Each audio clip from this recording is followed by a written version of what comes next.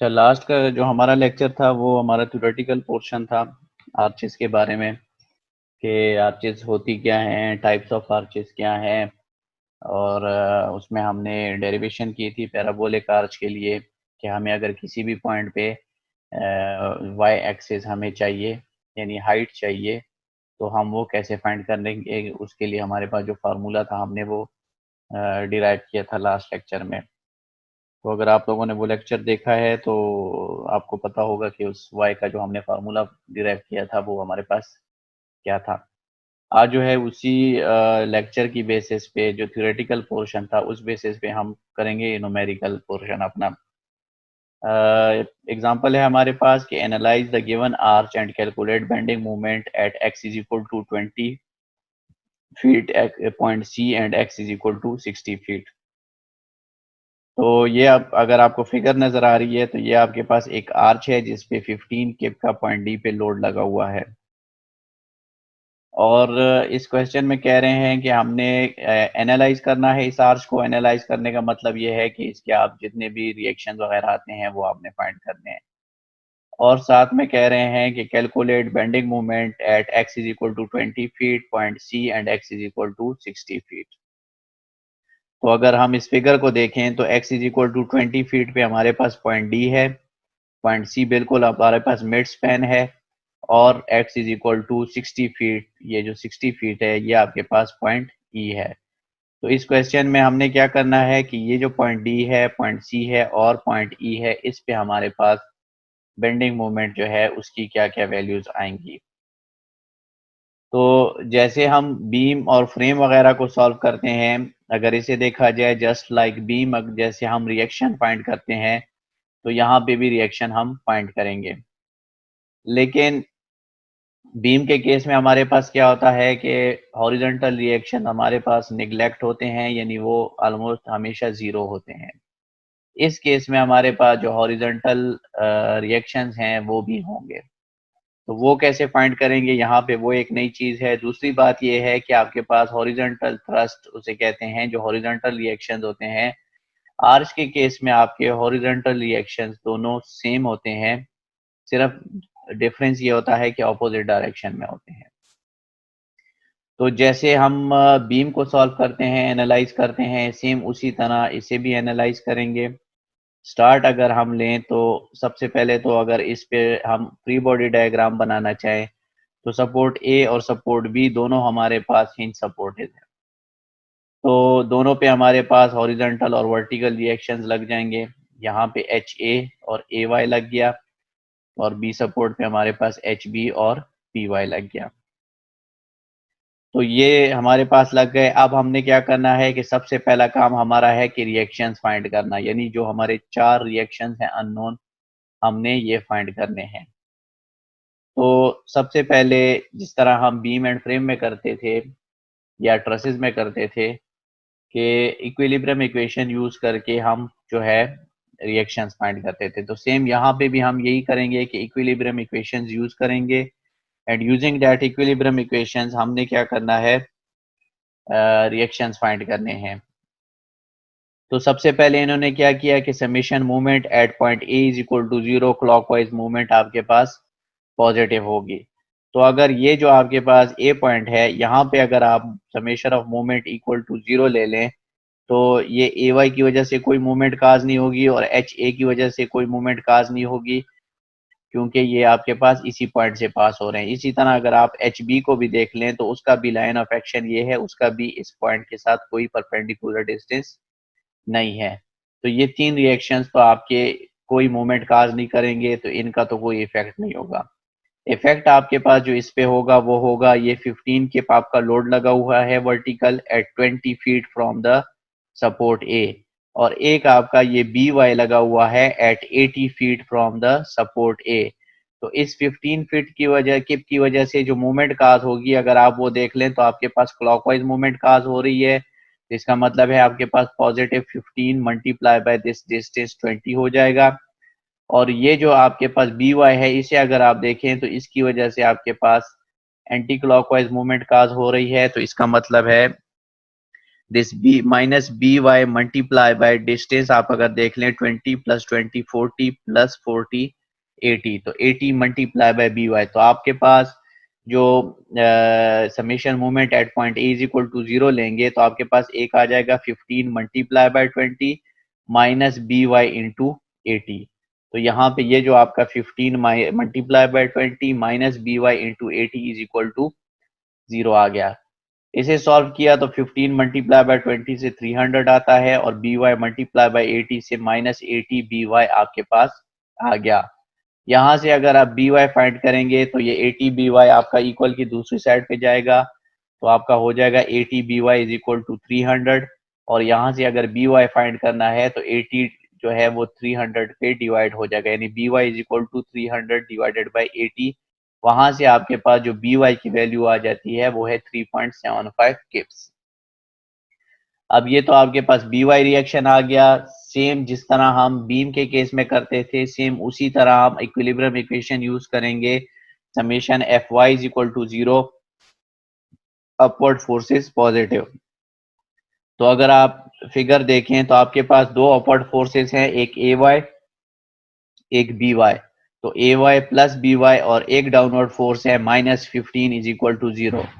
ठीक है, वर्टिकल या वाई डायरेक्शन में जितनी भी फोर्सेज हैं उन सब का समेशन इक्वल टू 0 होना चाहिए। तो आपके पास दो अपवर्ड फोर्सेज थी, ए वाई प्लस बी वाई, और एक डाउनवर्ड फोर्स थी, ये गलती से 20 लिखा गया है, -15 इज इक्वल टू 0। तो यहाँ से बी वाई अगर हम निकालें तो बी वाई की वैल्यू हमारे पास हो जाएगी 15 माइनस, सॉरी यहाँ पे भी ये गलती हुई है, यहाँ से ए वाई निकालना है क्योंकि बी वाई ऑलरेडी फाइंड हो चुका है। तो ए वाई आपका क्या हो जाएगा, A Y is equal to 15 minus 3.75 जो कि बी वाई की वैल्यू थी।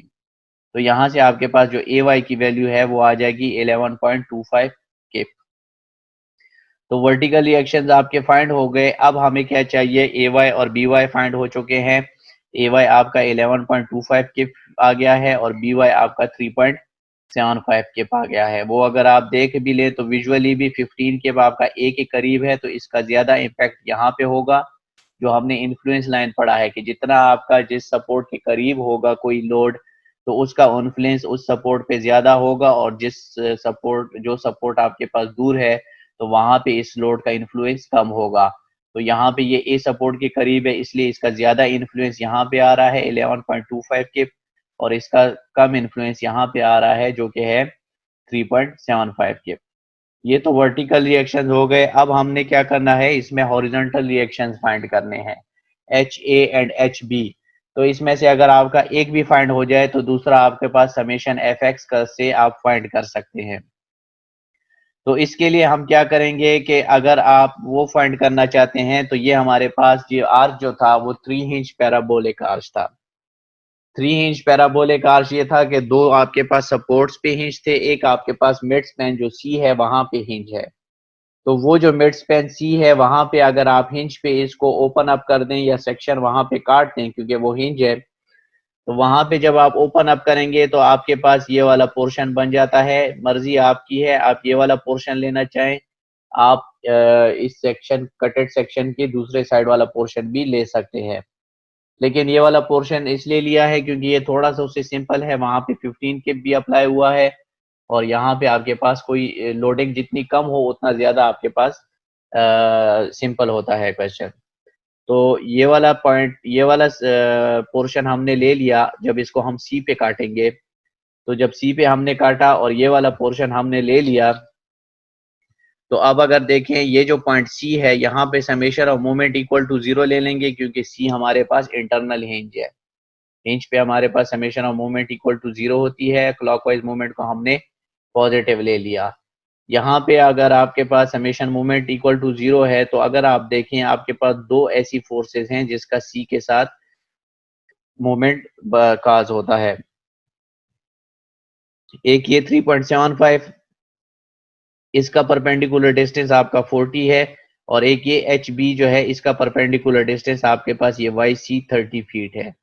तो इसकी वजह से जो 3.75 की वजह से जो मोमेंट काज होगी वो हमारे पास क्या काज होगी, एंटी क्लॉकवाइज। तो this 3.75 multiply by distance c तक अगर देख लें 40 है, तो ये -3.7 मल्टीप्लाई बाय 40। इस एच बी की वजह से जो मूवमेंट काज होगी, अगर आप वो देख लें तो वो हमारे पास अगर देख लें क्लॉकवाइज है, पॉजिटिव हो जाएगा। This H B multiply by this distance जो कि हमारे पास 30 है, तो एच बी मल्टीप्लाई बाय 30। तो H B multiply by 30 minus 3.75 multiply by 40 is equal to 0। तो यहाँ से 30 H B is equal to 150 हो गया, और यहाँ से हमने एच बी की वैल्यू निकाली तो वो हमारे पास हो गया 5 किप्स। तो ये हमारे पास 5 किप्स हो गया। अब हम क्या करेंगे, जब आपके पास एक हॉरिजॉन्टल रिएक्शन फाइंड हो गया है, तो बाकी जो दूसरा आपका हॉरिजॉन्टल रिएक्शन है, तो वो आपका फाइंड होगा बाय यूजिंग इक्विलिब्रियम इक्वेशन के summation F X is equal to 0। तो आप जब summation F X is equal to 0 करेंगे, तो summation F X is equal to 0 करेंगे, this word force is positive. तो एक्स डायरेक्शन में अगर आप देखें, आपका पॉजिटिव डायरेक्शन में एच ए है और नेगेटिव डायरेक्शन में आपका एच बी है, इज इक्वल टू 0। इसके अलावा कोई ऐसी फोर्स हॉरिजॉन्टल डायरेक्शन में नहीं है। तो H A minus H B की वैल्यू हम फाइंड कर चुके हैं 5 के। तो ये आपके पास H A minus H B is equal to 0 हो जाएगा, और एच ए जो है वो आपका 5 किप की इक्वल आ जाएगा। तो ये तो आपके हो गए रिएक्शंस। जी तलाल, क्या क्वेश्चन है आपका? सर ये एच पी जो है, अगर हमने एच पी फाइंड किया तो इसकी डायरेक्ट हमारा आंसर है पॉजिटिव, इसकी डायरेक्शन हम दूसरी साइड नहीं रखेंगे? नहीं, इसकी डायरेक्शन दूसरी साइड इसलिए नहीं रखेंगे कि जब भी आपका आंसर किसी भी रिएक्शन का पॉजिटिव आता है, तो उसका मतलब ये होता है कि जो सेंस आपने इज्यूम की है वो सेंस आपकी ठीक है। सर तो हम सेंस दूसरी साइड पे भी एज्यूम कर सकते थे, और उसमें इस केस में तो डायरेक्शन का काम ही ना होता, तो फिर भी हमारा आंसर पॉजिटिव ही आ जाता। आप करें ना जरा एच बी को, अगर ये देखें यहाँ पे ये जो एच बी है इसकी ऑपोजिट डायरेक्शन होती, ओ तो ठीक है सर, समझ मोमेंट गया, सॉरी। मोमेंट देख लें, मोमेंट आपकी ऑपोजिट यहाँ पे पॉजिटिव है, तो ये आपके पास नेगेटिव आ जाता, एच बी की वैल्यू -5 की पाती। ठीक है सर, समझ गया। ठीक है, और किसका क्वेश्चन है, किसने रेज हैंड किया है? सर जी जी। सर ये हॉरिजॉन्टल में आपने H A minus H B जो 0 लिया है सर, तो जी एच जी। ए कहाँ पर है सर? इस जब आपने ये काटा है सर यार। कांटे के बाद नहीं है, कांटे से हमने सिर्फ एच बी निकाला है। जी जी। यहाँ पे पूरी तो ये फिगर पे अगर हॉरिजॉन्टल देख एज अ लें, होल लिया है सर फिर? एज अ होल ट्रस्ट पे आप जी समेशन, जी। क्योंकि आप इस पे summation F X is equal to 0 लेंगे, तो आपके पास एक एच ए है जो पॉजिटिव डायरेक्शन में है, एक एच बी है जो कि आपके पास नेगेटिव ठीक है डायरेक्शन सर। में है। तो H A minus H B is equal to 0, तो वहां से आपके पास एच ए 5 के पास जाएगा। सही है सर जी, ठीक। और किसने रेज हैंड किया था?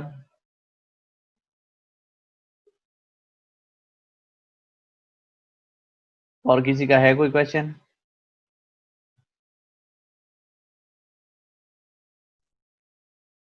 जी गुलाब शेर।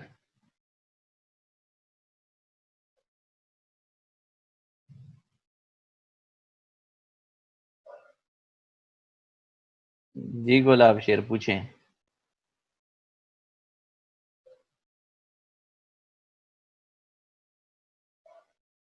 चलें, शायद उसके नेट का इशू है।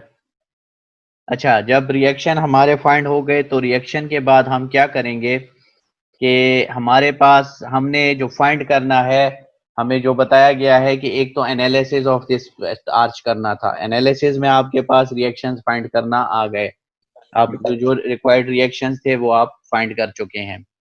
एनालिसिस के बाद आपने क्या करना है कि moment at 20 feet, movement bending moment at 20 feet, bending moment at point C and bending moment at x is equal to 60, ठीक है, 60 फीट पे। तो आप अगर ये करेंगे तो उस वो कैसे फाइंड करेंगे? पहला हमारा है मूवमेंट एट 20 फीट, तो जहां जहां पे आपको रिक्वायर्ड हो मूवमेंट, वहां पे हम नॉर्मली क्या करते हैं, सेक्शन काट देते हैं। तो सेक्शन जब काटते हैं तो इंटरनल लोडिंग्स आती हैं, तो वो जो हमारे पास इंटरनल लोडिंग्स आती हैं तो उसमें आपके पास जो मूवमेंट आती है तो ये वही बेंडिंग मूवमेंट है, ठीक है। तो जहां जहां पे इन्होंने कहा है कि जिस जिस डिस्टेंस पे मूवमेंट फाइंड करके देनी है तो उस डिस्टेंस पे आपने सेक्शन काटना है। तो अब पहला हमने मूवमेंट फाइंड करना है at x is equal to 20 feet. तो at x is equal to 20 feet जब हम सेक्शन काटेंगे तो ये हमारे पास क्या हो जाएगा, ये जो आपको रेड लाइन नजर आ रही है यहाँ पे सेक्शन कट जाएगा। सेक्शन कटेगा तो आपके पास इंटरनल लोडिंग्स आपके पास आएंगी, ठीक है। जब इंटरनल लोडिंग्स आपके पास आएंगी तो अगर आप देख लें यहाँ पे जो मूवमेंट बनेगी वो हमारे पास क्या बनेगी, उसको हमने M20 का नाम दे दिया है। तो वो M20 है हमारे पास। जब यहाँ पे सेक्शन कटेगा तो अगर आप देख लें आपके पास एक AY है, एक आपके पास HA है, ठीक है। यही दो फोर्सेज हैं। जब आप यहाँ पे सेक्शन काटेंगे और ये वाला पोर्शन आप देख रहे हैं तो यहाँ पे एक AY है, एक आपके पास HA है। तो यहाँ पे जो M20 मूवमेंट हमारे पास आएगी वो हमारे पास क्या हो जाएगी, दिस AY मल्टीप्लाई बाय 20, क्योंकि ये देखें ये आपके पास वर्टिकली जा रहा है और इसका परपेंडिकुलर डिस्टेंस ये 20 फीट है। और इसकी वजह से जो मूवमेंट काज हो रही है वो भी अगर आप देख लें तो क्लॉकवाइज मूवमेंट काज हो रही है। तो this AY multiply by distance 20 हो जाएगा। तो 11 AY की वैल्यू हमारे पास 11.25 किप थी, तो 11.25 मल्टीप्लाई बाय 20। इस HA की वजह से जो मूवमेंट काज होगी वो अगर आप देख लें तो वो हमारे पास एंटी क्लॉकवाइज काज हो रही है। तो ये आपके पास क्या हो जाएगा, minus HA multiply by this distance. अब ये डिस्टेंस हमें पता नहीं है कि ये डिस्टेंस कितना है, क्योंकि क्वेश्चन में हमें सिर्फ सेंटर पे जो डिस्टेंस था YC वो गिवन था कि वो 30 फीट है। ये डिस्टेंस हमें नहीं गिवन कि ये कितना गिवन है, तो इसको हम नाम देते हैं Y20 का, क्योंकि वर्टिकल यानी Y एट 20 डिस्टेंस 20 फीट। तो यहाँ पे HA की वजह से जो मूवमेंट काज होगी एंटी क्लॉकवाइज, तो नेगेटिव HA की वैल्यू हमारे पास क्या है 5 मल्टीप्लाई बाय इसको हमने Y20 का नाम दे दिया है। ये जो इसका परपेंडिकुलर डिस्टेंस बन रहा है इसको हमने नाम दे दिया है इक्वेशन 1 का। अब हमें क्या चाहिए कि हमें M20 मूवमेंट अगर फाइंड करनी है तो उसके लिए हमारे पास ये Y20 की वैल्यू होनी चाहिए। Y20 की वैल्यू निकालने के लिए जो लास्ट लेक्चर में हमने डेरिवेशन की थी तो वो हमारे पास क्या थी कि yx is equal to 4h divided by l square xl minus x square. तो यहाँ पे जो आपके पास ये yx है ये आपके पास बेसिकली ये है yx लिखा हुआ है, इसका मतलब है कि ये y20 है। यानी अगर आपका x 20 फीट है तो y भी आपका एट x यानी y20 हो जाएगा। 4 आपके पास कांस्टेंट है, h जो है ये आपके पास ये वाला HC है, ठीक है। राइज यानी rise of the arch. L square आपके पास total span of the arch है। एक्स जो है आपके पास वो डिस्टेंस है जिस डिस्टेंस पे आपको ये वाई चाहिए। वाई हमें 20 फीट के डिस्टेंस पे चाहिए ना, y20। तो ये आपके पास वो है। एल जो है वो स्पैन ऑफ द आर्च है, कंप्लीट स्पैन। और ये एक्स भी आपका वही 20 फीट है। तो यहाँ पे जो हमारे पास h है वो 30 है, लेंथ आपके पास 80 फीट है। अगर आप देखें फर्स्ट फिगर में ये total length 20 plus 20 40 plus 40 total length आपके पास 80 है। ये आपके पास जो है h है जो कि 30 फीट है, ठीक है।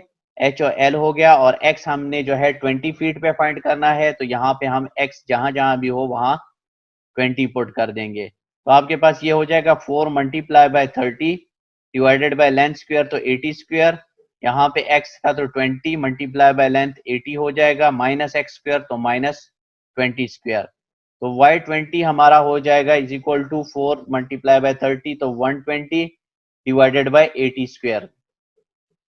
तो 120 डिवाइडेड बाय 80 स्क्वायर, तो यहाँ से ये इसको मल्टीप्लाई करेंगे ये आपके पास 1600 हो जाएगा, और इसका स्क्वायर लेंगे तो ये माइनस 400 हो जाएगा। तो आपके पास जो y20 की वैल्यू आएगी तो y20 की वैल्यू आपके पास हो जाएगी 22.5 फीट। यहाँ से इसको जब आप सॉल्व करेंगे तो ये 22.5 फीट हो जाएगा। अब ये आपके पास 22.5 फीट हो गया।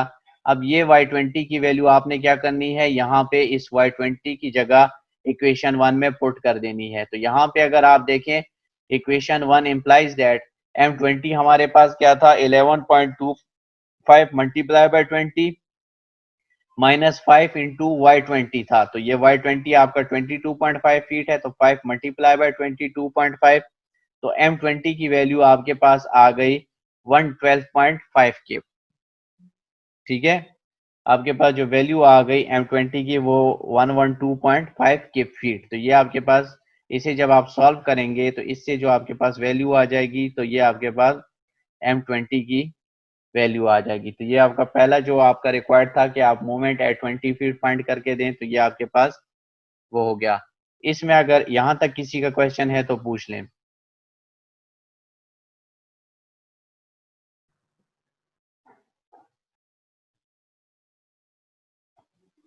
किसी का कोई क्वेश्चन नहीं है? सर ये M20 की समझ नहीं आई सर, M20 की समझ नहीं आई।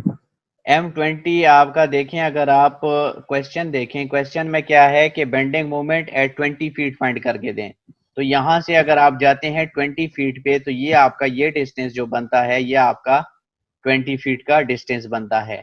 तो आप अगर बीम के केस में भी किसी भी पॉइंट पे आपको कह दें कि यहाँ पे मोमेंट फाइंड करके दें, तो हम क्या करते हैं कि वहां पे सेक्शन काट देते हैं, और जब सेक्शन कटता है तो हमारे पास आती है इंटरनल लोडिंग। तीन किस्म की इंटरनल लोडिंग्स आती हैं। एक नॉर्मल फोर्स जो कि यहाँ पे हॉरिजॉन्टल डायरेक्शन में हो जाएगा, एक शेयर फोर्स जो कि यहाँ पे वर्टिकल डायरेक्शन में हो जाएगा, और एक आपके पास जो है बेंडिंग मोमेंट आ जाएगी जो कि आपके पास क्लॉकवाइज या एंटी क्लॉकवाइज, यानी इस केस में आपके पास एंटी क्लॉकवाइज डायरेक्शन में होगी। तो वो हमने M20 फाइंड करना है। M20 basically bending moment eight 20 feet है। M20 जो है basically bending moment eight 20 feet है। तो ये जब हम फाइंड करेंगे, तो जब यहाँ पे सेक्शन कटेगा, तो अगर आप देखें तो आप इसको जब सॉल्व करें तो आप यहाँ तक इसका सेक्शन बनाए, जब सेक्शन कटे तो ये वाला पोर्शन, यानी आपका जो स्क्रीन पे आपको नजर आ रहा है जो लेफ्ट साइड का पोर्शन है, ये वाला उठा लें सेक्शन कटने के बाद। तो सिर्फ HA और AY ऐसी फोर्सेज हैं जिसका इस पॉइंट के साथ जो 20 फीट पे है उसके साथ परपेंडिकुलर डिस्टेंस बनता है। AY का आपका अगर देख लें तो 20 फीट बनता है, अगर ये AY है, ठीक है, इसका ये डिस्टेंस बनता है जो कि 20 फीट है, और HA का आपका जो बनता है वो फाइंड नहीं था, उसको हमने Y20 का नाम दे दिया।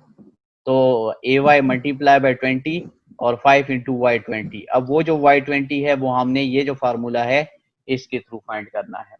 तो वो हमने फाइंड किया 22.5, ये वैल्यू हमने यहाँ पुट की, तो हमारे पास M20 की वैल्यू आ गई। ठीक है, ठीक है सर, थैंक यू। और किसी का कोई क्वेश्चन है?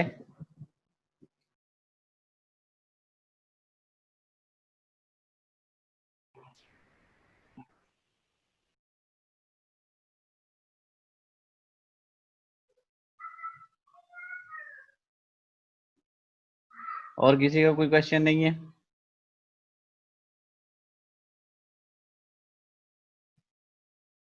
अच्छा, तो M20 जब हमारा फाइंड हो जाए, उसके बाद नेक्स्ट हमारा जो स्टेप है वो हमें क्या पूछा गया था कि आप एक M20 पे बेंडिंग मोमेंट फाइंड करके दें, एक आप जो है मिड पॉइंट पे बेंडिंग मोमेंट फाइंड करके दें, और एक आप जो है M60 यानी 60 फीट के डिस्टेंस पे फाइंड करके दें। तो M20 तो हमारा फाइंड हो गया, वो आपके पास ये बेंडिंग मोमेंट की वैल्यू आपके पास इतनी आएगी। फिर आपके पास है कि सेंटर पे जो C पॉइंट है वहां पे फाइंड करके दें। तो अगर आप ये C पॉइंट को अगर आप देखें, तो आपके पास क्या है कि इस सी पॉइंट को जब आप देखेंगे, यहाँ पे जब सेक्शन कटेगा तो यहाँ पे जो मोमेंट आपके पास आएगी यानी MC, ये सी पॉइंट है।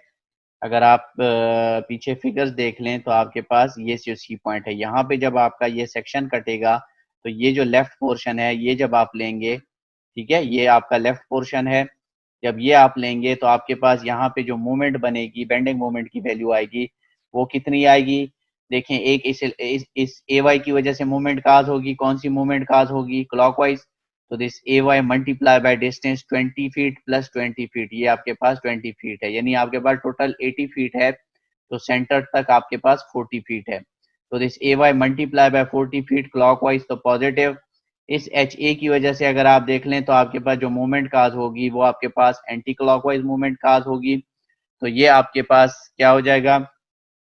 This HA multiply by this distance, जो कि ऑलरेडी क्वेश्चन में गिवन है, जो राइज ऑफ द आर्च है 30 फीट गिवन है, तो ये आपके पास एंटी क्लॉकवाइज -5 मल्टीप्लाई बाय 35 आपके पास एच ए की वैल्यू है। फिर अगर ये देख लें, ये 15 की वजह से जो आपके पास मोमेंट काज होगी, तो इस 15 की वजह से जो मोमेंट काज होगी वो आपके पास क्या होगी, 15 मल्टीप्लाई बाय दिस डिस्टेंस, तो यहाँ तक ये 20 का डिस्टेंस है और यहाँ से यहाँ तक का ये 20 डिस्टेंस है। तो 15 मल्टीप्लाई बाय 20 और डायरेक्शन देख लें एंटी क्लॉकवाइज, तो -15 मल्टीप्लाई बाय 20। इसे जब आप सॉल्व करेंगे तो आपके पास MC की वैल्यू इक्वल टू 0 आ जाएगी, यानी C पॉइंट पे आपके पास बेंडिंग मोमेंट की वैल्यू जो है वो 0 आ जाएगी। ठीक है, ऑलरेडी अगर आप देख लें यहाँ पे इंटरनल हिंज है और हिंज पे हमारे पास मूवमेंट नहीं होती, हिंज पे हमारे पास मूवमेंट 0 होती है। जी इरफान, आपने हैंड रेस किया, कोई क्वेश्चन है आपका? वो सर गलती से हैंड रेज हो गया। अच्छा, ठीक है ठीक है। तो ये आपका हो गया MC। इसके बाद नेक्स्ट स्टेप हमने क्या करना है कि हमें 60 M60 यानी 60 फीट के डिस्टेंस पे मूवमेंट चाहिए। तो ये अगर आप देख लें, उसके बाद हमारा जो सेक्शन कटेगा, ये आपको जो रेड लाइन नजर आ रही है, तो हमारा जो सेक्शन कटेगा वो 60 फीट के डिस्टेंस पे कटेगा। तो यहाँ से आपका 60 फीट के डिस्टेंस पे अगर आप देख लें, तो ये आपका बन रहा है 60 फीट। जब यहाँ पे आप सेक्शन काटेंगे, ठीक है, तो जब सेक्शन कटेगा तो अगर आप देख लें, एक AY की वजह से मूवमेंट काज होगी, एक HA की वजह से मूवमेंट काज होगी, एक 15 की वजह से मूवमेंट काज होगी। ठीक है, ये आपके पास फोर्सेज हैं जिनकी वजह से मूवमेंट काज होगी। तो आपका जो M60 होगा 11.25 मल्टीप्लाई बाय 60, ये जो AY है इसकी वजह से क्लॉकवाइज मूवमेंट काज हो रही है, इसकी वैल्यू 11.25 है, मल्टीप्लाई बाय डिस्टेंस। तो यहाँ पे अगर यहाँ से A से यहाँ तक का डिस्टेंस देख लें हम, तो ये आपके पास 60 फीट है। HA की वजह से जो मूवमेंट काज होगी, तो वो अगर आप देख लें तो वो आपके पास है एंटी क्लॉकवाइज। तो negative HA multiply by distance क्या होगा, इसको हम, ये डिस्टेंस हमें फाइंड नहीं है कि कितना है, इसको हम नाम दे देते हैं Y60। ठीक है, तो HA multiply by Y60 with negative sign. फिर अगर ये 15 की वजह से देख लें, तो आपके पास ये भी एंटी क्लॉकवाइज मूवमेंट है, दिस 15, और परपेंडिकुलर डिस्टेंस अगर देख लें तो टोटल यहाँ से यहाँ तक का 60 है, 60 में से ये 20 निकला तो आपके पास बच गया 40। तो -15 मल्टीप्लाई बाय 40, ये आपके पास M60 है। लेकिन यहाँ पे हमारे पास जो चीज रिक्वायर्ड है वो है Y60। Y60 फाइंड होगा तो ही हमारे पास M60 की वैल्यू आएगी, यानी bending moment eight 60 feet distance. तो इसको हम इक्वेशन 2 का नाम दे देते हैं। और Y60 फाइंड करने के लिए हमें पता है, हमारे पास फार्मूला है कि Yx is equal to 4h divided by L square XL minus x square. ठीक है, तो हमें जहां जहां आपके पास यहाँ x हो तो वहां पे आपने 60 पुट कर देना है। h जो है वो 30 है, क्वेश्चन में गिवन है, rise of the arch. L जो है वो total span of the arch है जो कि 80 फीट है। तो जहां जहां x है वहां आपने 60 पुट कर देना है, जहां जहां लेंथ है वहां पे 80 पुट कर देना है, और जहां जहां आपके पास h है वहां पे 30 पुट कर देना है। तो ये जब आप पुट करेंगे तो ये 4 into 30 divided by 80 square, 60 multiply by 80 हो जाएगा, ये XL हो गया, माइनस एक्स स्क्वायर है तो ये 60 स्क्वायर हो गया। तो Y60 आपका हो जाएगा दिस 120 आ जाएगा divided by 80 square, 60 multiply by 80 तो ये 4800 हो गया, और 60 स्क्वायर आपका 3600 हो गया। तो यहाँ से अगर आप देखें तो Y60 की वैल्यू आपके पास आ जाती है 22.5 फीट। ठीक है, अब आपके पास Y20 भी 22.5 फीट आ रहा था, Y60 भी 22.5 फीट आ रहा है। इसका कोई आंसर दे सकता है कि ये दोनों क्यों 22.5 फीट आ रहे हैं? सर ये दोनों आर्चेस जो हैं सेम है इक्वली सर। इक्वल है, सेंटर से डिस्टेंस भी सेम है, तो इस वजह से सर। हाँ, और यही सर है, दोनों तरफ रिएक्शंस भी सर, सपोर्ट्स भी एक तरह की हैं सर। सपोर्ट्स सर बस दोनों तो तरफ हाइट सेम है सर, सेंटर से इधर से भी उधर से भी वही इसलिए। बात है कि ये आपके पास अगर यहाँ से देख लें तो ये वाला Y20 आपका यहाँ से 20 फीट के डिस्टेंस पे था, और ये यहाँ से आपका अगर देख लें तो 60 है, तो टोटल 80 है, तो ये आपका 20 फीट के डिस्टेंस पे है। तो इसका या मतलब सर ये है कि इक्विलिब्रियम है तो सर सपोर्ट तक वैसे हाँ, भी जीरो हो जाता है, तो इक्वल तो डिस्टेंस पे सेम ये आपका यहाँ से अगर आप इसको देख लें तो ये दोनों पॉइंट आपके बिल्कुल सेम डिस्टेंस, सेम हाइट पे है, 15 के, और E यानी D और E पॉइंट आपके सेम हाइट पे हैं। जरूरी नहीं है। ये अगर आपको y 50 दे दिया जाए तो यहाँ पे आपकी हाइट अलग होगी। ये आपको y 60 है तो y 70 दे दे तो वहां पे आपकी हाइट कम हो जाएगी, ठीक है। या आपको y यानी ये 40 है, अगर 50 दे दे तो वो आपका यहाँ पे आएगा, अगर 30 दे दिया तो वो आपका यहाँ पे कहीं आएगा, ठीक है। तो सर मेरा एक और क्वेश्चन है सर। जी जी सर ये आर्चेज में हम सर डिटर्मिनेसी वगैरह नहीं देखते होते सर? आर्चेज बेसिकली आपका जो आर्च है वो जो सिंपल आर्च है यानी 3 हिंज नहीं, जो 2 हिंज आर्च होती है वो हमारे पास क्या होती है, इनडिटर्मिनेट होती है। या फिक्स्ड एंड आर्च जो है वो आपके पास इनडिटर्मिनेट होती है, जो दोनों साइड से फिक्स्ड होती है, ठीक है। तो आर्च के केस में जब हमारे पास 2 हिंज आर्च हो तो उसको हम 3 हिंज आर्च इसलिए करते हैं कि उससे एक तो यह है कि सोल्यूशन आसान हो जाता है, क्योंकि आपका जो 2 हिंज आर्च है उसको अगर हम सेंटर पे आर्च एक हिंज दे दें, इंटरनल हिंज, तो ये हमारे पास क्या हो जाता है, डिटर्मिनेट बन जाता है। क्योंकि हमारे पास जो डिटर्मिनेसी का वो है फार्मूला है वो है RA-3, लेकिन वो उस केस में है जहां पे आपके पास इंटरनल हिंज ना हो। ये आपका बीम, फ्रेम और आर्चेस तीनों की बात हो रही है कि अगर आपके पास बीम, फ्रेम और आर्चेस में इंटरनल हिंज ना हो तो आपके पास जो फार्मूला बनता है वो RA-3 बनता है। लेकिन जब आपके पास इंटरनल हिंज आ जाए, चाहे वो बीम में हो, चाहे वो फ्रेम में हो, या चाहे आपके पास वो आर्चेज में हो, तो आपका जो फार्मूला है वो आपके पास डिफरेंट हो जाता है। वो आपके पास हो जाता है कि RA-3 minus number of internal hinges, यानी जितने इंटरनल हिंजेस गिवन हो। शायद ऐसा भी कोई केस हो जहां पे 2 इंटरनल हिंज गिवन हो, ठीक है। तो आपका जो डिटर्मिनेसी का फार्मूला बनता है वो आपका बनता है कि RA-3 minus number of internal hinges. तो अगर आप यहाँ पे RA देखें तो 4 है, -3 इक्विलिब्रियम इक्वेशन हो गए, -1 आपका ये इंटरनल हिंज हो गया जो सी पे हमने दिया है।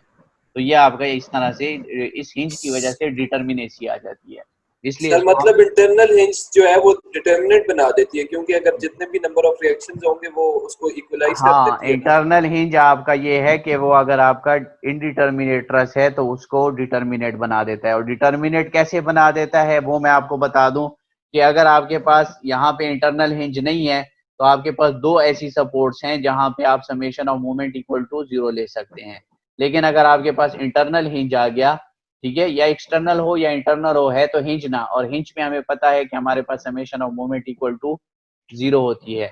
तो इसकी वजह से हमें जो है एक एक्स्ट्रा इक्वेशन मिल जाती है, और उसी की वजह से हमारे पास अगर देख लें एक ही एक्स्ट्रा रिएक्शन यहाँ पे था, यानी 3 से ज्यादा 4 थे ना, तो एक ही एक्स्ट्रा हमारे पास रिएक्शन था। तो वो आपका इसकी वजह से, इसलिए ये सर आपका इंटरनल हिंज का कोई रिएक्शन नहीं होता सर? इंटरनल हिंज का कोई रिएक्शन नहीं होता, लेकिन जब आप इंटरनल हिंज को ओपन अप करते हैं तो इसके वही हिंज की तरह 2 रिएक्शन आते हैं, एक वर्टिकल एक हॉरिजॉन्टल। लेकिन वो ये है कि वो सेंटर में होता है, तो जब आप उसको ओपन अप करते हैं तो उसके एक पोर्शन पे अपवर्ड वर्टिकल फोर्स लगता है तो दूसरे पोर्शन पे डाउनवर्ड लगता है।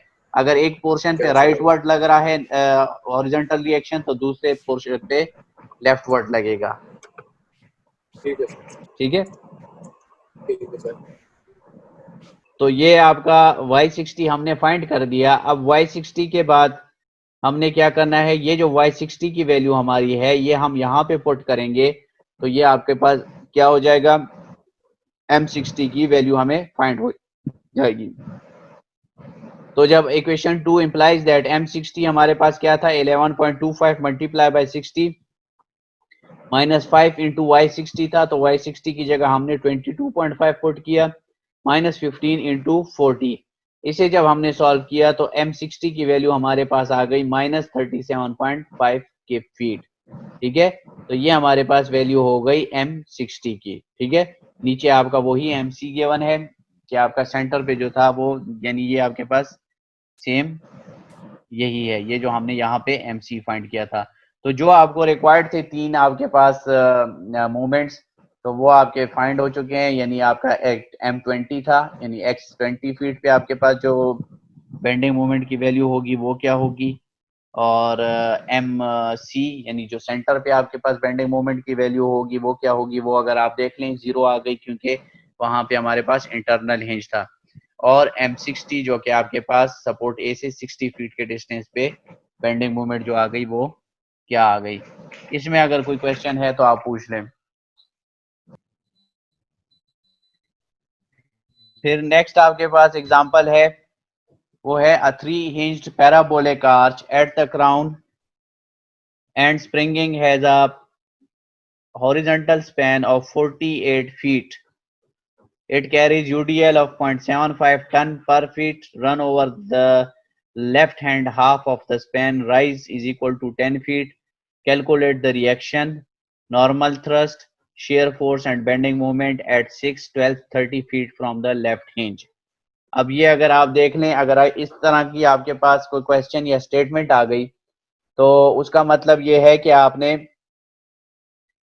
अगर फिगर नहीं भी दी तो इससे आपकी फिगर बन सकती है। सबसे पहले कहा गया है कि 3 इंच पैराबोलिक आर्च है, तो आपने एक 3 इंच पैराबोलिक आर्च बना देनी है, जिस तरह लास्ट क्वेश्चन में भी 3 इंच पैराबोलिक आर्च थी, 2 इंच सपोर्ट पे, 1 इंच सेंटर पे। At the crown and springing has a horizontal span of 48 feet. तो आपकी जो हॉरिजॉन्टल स्पैन आपका होता है आर्च का, उसको यानी वो जो आपके पास एक सपोर्ट से दूसरे सपोर्ट तक लाइन होती है, जो स्ट्रेट लाइन आप लगाएं, जो स्पैन आपके पास होता है वो आपके पास स्प्रिंगिंग लाइन होती है, तो वो आपके पास 48 फीट है। It carries UDL of 0.75 ton per feet run over the left hand half of the span.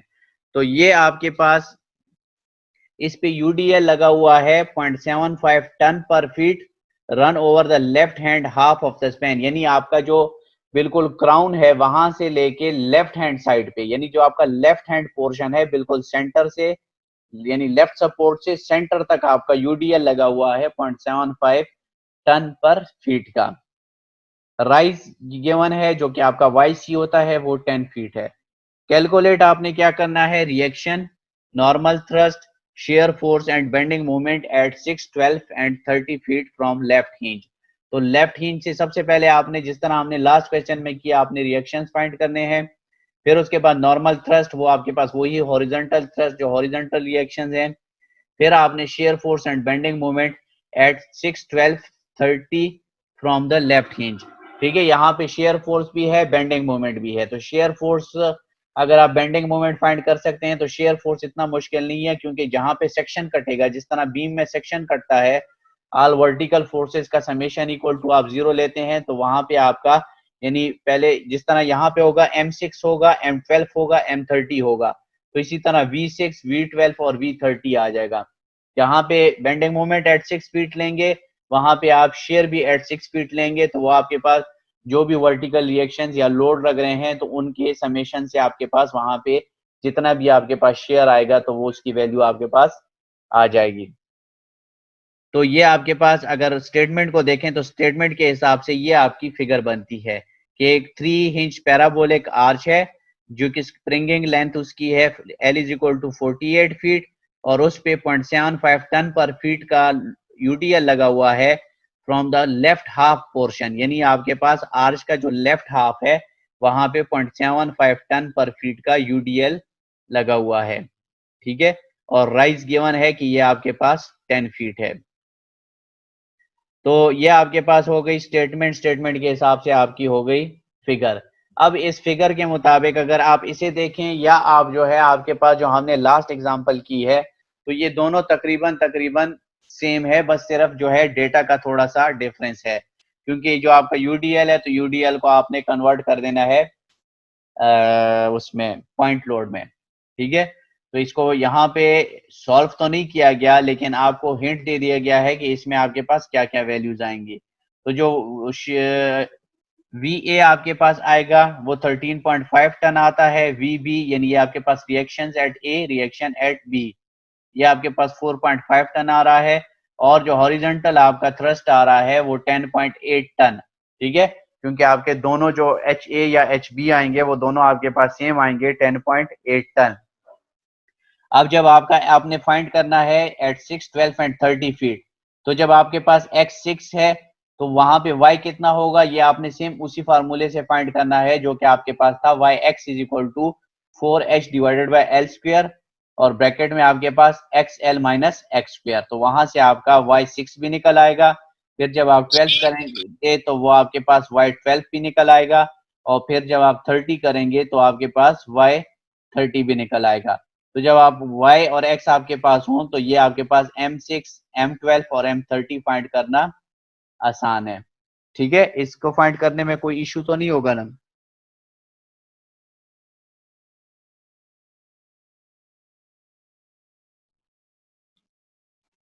Try करेंगे सर, नो सर, होगा आसान तो है सर। आपसे कांटेक्ट करेंगे इंशाल्लाह। नो सर नहीं है सर इसमें ये issue। ट्राई हो जाएगा ये। ये इसलिए आपको करने के लिए दिया है क्योंकि आगे वैसे ही कुछ दिन बाद आपका है एग्जाम, तो ये आप खुद करेंगे कम से कम और कुछ ना हो आपके ट्रस्ट के पोर्शन की जो न्यूमेरिकल पोर्शन होगा उसकी आपकी प्रैक्टिस हो जाएगी।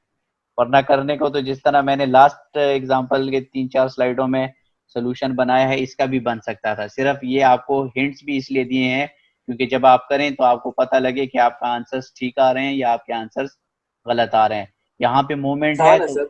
यहाँ पे मूवमेंट है तो वहाँ क्वेश्चन में शेयर्स का भी जिक्र है तो आपने साथ में शेयर्स भी फाइंड करके देने हैं, यानी 6 फीट पे, 12 फीट पे, 30 फीट पे। लेट सपोज अगर आप यहाँ पे 6 फीट पे मूवमेंट ले रहे हैं तो यहाँ पे जो आपका शेयर आएगा तो वो आपके पास एक तो इसका इफेक्ट आएगा, लेकिन एक चीज इसमें और बता दूं, जब आप 6 फीट पे सेक्शन काटेंगे तो आपका ये यूडीएल भी यहाँ 6 फीट तक लगेगा। ठीक है, तो उसका WX आपका क्या होगा W.75 और X आपका क्या आ जाएगा 6 और वो आपका एक्ट भी करेगा 6/2 यानी 3 फीट पे, क्योंकि जब आप सेक्शन काटेंगे तो वो तो आपके पास ये लेफ्ट पोर्शन सिर्फ आएगा ना, तो उसमें आपने पूरा यूडीएल नहीं लेना। जब सेक्शन कटेगा तो वहां पे यूडीएल भी कटेगा। ठीक है, सर ये 12 पे नहीं लगना चाहिए सर यूडीएल जो होगा? ये देखें आपके पास जब आप 6 फाइंड करेंगे और 12 फाइंड करेंगे, 12 जब फाइंड करेंगे तो वो तो आपके पास सेंटर है।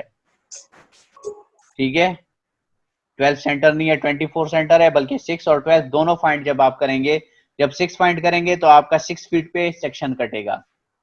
तो जब 6 फीट पे सेक्शन कटेगा तो जब यहाँ पे सेक्शन कटेगा आप ये बाकी पोर्शन हटा दें, राइट साइड वाला सिर्फ लेफ्ट साइड वाला पोर्शन लेंगे तो आपका जो यूडीएल यहाँ पे आएगा वो 6 फीट पे है सिर्फ। अच्छा सर, मतलब जितने जितने सेक्शन काटेंगे वो पूरा का पूरा लोड हम वहां पे यूडीएल ले जाएंगे। सर ये काम नहीं कर सकते कि अगर सी पॉइंट पे ही हम इसको पॉइंट लोड पे कन्वर्ट करें और टोटल इसकी मतलब लेफ्ट साइड की हमारे पास लेंथ बनती है 24 तो 12 पे लगा दें? नहीं ना, वो आप नहीं कर सकते क्योंकि वो तो आप करेंगे वो आप सिर्फ आएगा ना सर, फिर वो रिएक्शन लोड 6 पे यूडीएल की आएगा। लेंथ तो अलग हो हाँ, जाती है ना, तो फिर रिएक्शंस यूडीएल फाइंड की करने वैल्यू के भी अलग लिए आएगी। रिएक्शंस फाइंड करने के लिए आप वो कर सकते हैं कि जो आप रिएक्शन फाइंड करेंगे तो उसके लिए तो आप पूरा यूडीएल लेंगे, यानी 24 फीट पे आपका लगेगा जब आप वर्टिकल रिएक्शंस फाइंड कर रहे हैं। जब आप मोमेंट फाइंड करेंगे या शेयर जो फाइंड करेंगे जो आपको डिफरेंट डिस्टेंसेस दे गए हैं कि इतने इतने डिस्टेंस पे, तो वहां पे तो ये होता है कि सेक्शन कटता है और जब सेक्शन कटता है तो आप एक पोर्शन उठा लेते हैं। ठीक है, लेफ्ट पोर्शन जब आप उठाएंगे तो उसमें अगर आप देख लें कि आपको 6 पे रिक्वायर्ड है तो यूडीएल की लेंथ आपकी वहां पे 6 है। जब 12 पे रिक्वायर्ड है तो यूडीएल की लेंथ आपके पास वहां पे 12 है। ठीक है, तो पहले 6 वाले केस में आपका जो टोटल लोड बनेगा वो W मल्टीप्लाई बाय 6 आएगा जो कि 0.75 है मल्टीप्लाई बाय 6 और ये एक्ट करेगा सेंटर पे यानी 6/2 3 फीट पे। तो जब आप मूवमेंट लेंगे तो यहां से उस पॉइंट का यानी 6 फीट M6 जब लेंगे तो इसका ये जो आपके पास टोटल लोड आएगा मल्टीप्लाई बाय आप 3 फीट करेंगे। जब आपके पास 12 फीट का आएगा तो उसमें यूडीएल का टोटल लोड 0.75 मल्टीप्लाई बाय 12 होगा और एक्ट करेगा सेंटर पे यानी 6 फीट पे, यानी जिस पॉइंट पे आप मूवमेंट ले रहे हैं वहां से ये 6 फीट के डिस्टेंस पे होगा। इसी तरह जब आप 30 पे आएंगे तो 30 अगर आप देख लें तो 30 आपका जो है वो 24 से आगे है, उसमें ये पूरा यूडीएल आपका आ जाएगा। ठीक है, इसमें किसी का कोई क्वेश्चन है आप लोगों का? सर ये शेयर स्ट्रेस भी इसमें फाइंड करेंगे sir? Shear force, shear stress नहीं, शेयर फोर्स। हाँ, शेयर फोर्स भी फाइंड कर, वो सिंपल है। टेबल में मूवमेंट गिवन है, यहाँ मूवमेंट गिवन है। मूवमेंट क्या है? हाँ, शेयर फोर्स यहाँ पे नहीं गिवन, आप शेयर फोर्स भी फाइंड करके देंगे क्योंकि वो क्वेश्चन में गिवन है। सर एक और क्वेश्चन है। जी जी सर शेयर फोर्स की तो हम सर डायरेक्शन खुद अज्यूम कर सकते हैं ना, मतलब पॉजिटिव रख लें या जो भी? वो आप डायरेक्शन कुछ भी ज्यूम कर सकते हैं, लेकिन नॉर्मल जो साइन कन्वेंशन लेते हैं वो अगर आप देख लें, जो मैंने जो पहले भी लेक्चर्स दिए हैं, जो सिंपल लेक्चर एक दिया था इंट्रोडक्शन टू स्ट्रक्चर एनालिसिस का, जो यूट्यूब पे पड़ा हुआ है, उसमें इंटरनल लोडिंग जो है एक्सप्लेन किया गया है। तो उसमें जो साइन कन्वेंशन लिए गए हैं तो नॉर्मली वही लेते हैं। यानी आपका जब सेक्शन कटता है तो जो लेफ्ट पोर्शन होता है वो आपका उसका अपवर्ड हो जाता है। एंटी क्लॉकवाइज, लेफ्ट पोर्शन आपका एंटी क्लॉकवाइज मूव होता है और राइट पोर्शन आपका क्लॉकवाइज मूव होता है। ठीक है, इसी तरह आपका जो लेफ्ट पोर्शन है, आई थिंक वहां पे जो नॉर्मल फोर्स है वो टुवर्ड्स राइट हो जाता है, और जो राइट पोर्शन का है, जो नॉर्मल हॉरिजॉन्टल रिएक्शन है, यानी हॉरिजॉन्टल जो फोर्स है वो टुवर्ड्स लेफ्ट हो जाता है। और शेयर फोर्स में आई थिंक जो था वो आपके पास वर्टिकल डाउनवर्ड लेफ्ट और वर्टिकल सर जी यस सर, लेफ्ट डाउनवर्ड था और राइट अपवर्ड था। तो ये साइन कन्वेंशंस नॉर्मली जो है लेते हैं उसके लिए। ठीक है सर। सर, सर अच्छा, बस एक और सर क्वेश्चन है शेयर स्ट्रेस की शेयर फोर्स किसी मिसिंग है सर, वो कर लेंगे, मूवमेंट होती है, बस यही है सर। जी जी यही है, इसमें रिएक्शन फाइंड करके और इस डिस्टेंसेस पे शेयर और शेयर फोर्स और बेंडिंग मोमेंट फाइंड करनी है। सर एक और क्वेश्चन है सर, अगर वो काइंडली आप लास्ट स्लाइड खोल दें, वो जो डायग्राम है वो वाली खोल दें, ये वाली स्लाइड। जी सर। अच्छा सर, ये हमने जो 30 फीट पे फाइंड करना है, तो उसके लिए फिर हम जो है 30 फीट पे अगर सेक्शन काटते हैं जी तो जी, वो हम फिर राइट साइड ही लेंगे या लेफ्ट साइड लेंगे? वो आप यहाँ लेफ्ट से स्टार्ट करेंगे, क्योंकि आपका 30 ठीक है देखे सर, ना, समझ क्वेश्चन देख लें, shear force and bending moment eight 6, 12, 30 feet from left hinge. तो ये आपका लेफ्ट ठीक हिंज है जो है ना ए, सर। यहाँ से आप स्टार्ट जी सर। करेंगे तो 30 फीट पे आएंगे। सर तो 30 पे आ गया तो फिर हम 30 इंटू 0.75 करेंगे और फिर वो नहीं, आगे लगेगा हमारे पास 30 इंटू 0.75 नहीं करेंगे, ये 0.75 का 10 आपका 10 करें, 20, 7 पे करेंगे। ये तो 24 तक लगा हुआ है। तो जब जी आप सर। 30 पे आएंगे तो वो 0.75 मल्टीप्लाई बाय 24, जितना लोड आया तो ये 12 पे एक्ट करेगा, क्योंकि 24 का हाफ 12 है। तो 12 फीट ये डिस्टेंस, और यहाँ पे 24 था तो 36 साथ में और हो जाएगा, 18 हो जाएगा। सर मतलब ये है कि 24 से आगे राइट साइड पे जो है उसके लिए फिर हम पूरा ये जो यूडीएल है इसको पॉइंट लोड कंसीडर करेंगे और पूरा इसलिए करेंगे क्योंकि जब आप 30 ले रहे हैं तो आप अपना लेफ्ट पोर्शन देखें, उसमें पूरा का पूरा यूडीएल आ रहा है। ठीक है जब सर, आप समझ गया सर। 6 ले रहे थे तो ये आपको कर्सर नजर आ रहा है, तो 6 के लिए आपके पास यहाँ पे सेक्शन कट रहा था, तो उसमें कुछ पोर्शन यूडीएल का था। जब आप 12 ले रहे थे तो उसमें अगर आप देखें तो उसमें आपका हाफ यूडीएल यूज हो रहा है, और जब आप 30 ले रहे हैं तो उसमें आपका पूरा यूडीएल यूज हो रहा है। ठीक है, ठीक है सर, समझ गया। और किसी का कोई क्वेश्चन है इस हवाले से? सर डायग्राम तो नहीं बनाने ना? सर अगर 6 पे नहीं लेंगे नहीं, तो उसके हाफ पे आएगा ना, फिर सर 3 पे आएगा सर फिर। हाँ 6 पे लेंगे तो आपके पास वो यूडीएल लेंथ बाय 2 पे होता है, तो लेंथ हमारे पास 6 है जी जी तो 6 बाय 2 हो जाएगा। जब 12 पे लेंगे तो उसमें भी हमारे पास लेंथ बाय 2 पे होता है तो वो 6 पे हो जाएगा। 6 पे हो जाएगा। ठीक है, लेकिन जब 30 पे लेंगे तो वहां पे हमारे पास जो लेंथ है वो लेंथ हमारी जो है वो उसमें 24 पूरी आ जाती है। तो 24 डिवाइडेड बाय 2 यानी 12 पे तो आपका यूडीएल का टोटल लोड एक्ट करेगा। लेकिन हम जहां पे मूवमेंट ले रहे हैं वो 12 से 6 फीट और भी आगे है, क्योंकि 24 पे नहीं ले रहे, 30 पे ले रहे हैं। 30 पे ले तो रहे हैं। 12 प्लस वो 6 होगा जब आप मूवमेंट लेंगे ना, इसकी वजह से जो मूवमेंट काज होगी उस M30 के लिए। जी ठीक है, सर ये 30 वाले पे दोबारा बोले सर जरा। 30 ये 30 पे है, लेंगे तो आपको स्क्रीन नजर आ रही है ना? यस सर, नजर आ रही है। ये देखें, ये जहां पे रेड कर्सर है, लेट सपोज ये आपके पास 30 फीट है। Yes sir. जब यहाँ पे आप सेक्शन काटेंगे तो आप अगर लेफ्ट पोर्शन, ये जो हमारा लेफ्ट पोर्शन है, इसको कंसिडर Yes. करेंगे तो टोटल लोड आपका क्या बनेगा? 0.75 मल्टीप्लाई बाय 24। यस ठीक है, तो उससे जो लोड आएगा वो आपका सेंटर पे एक्ट करेगा, और सेंटर आपका बनता है 24 डिवाइडेड बाय 2, 12। ठीक है। लेकिन जब आप यहाँ पे मोमेंट लेंगे तो इस ए वाई की वजह से जो आपके पास मोमेंट काज होगी वो आपके पास ए वाई मल्टीप्लाई बाय 30 फीट हो जाएगी। Yes sir. एच ए की वजह से जो मोमेंट काज होगी वो H A multiply by Y 30 हो जाएगा।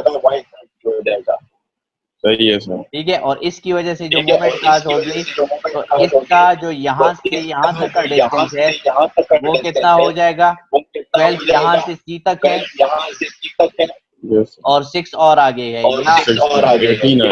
या अगर आप करें तो 30 से आप ये वाला 12 फीट निकाल लें।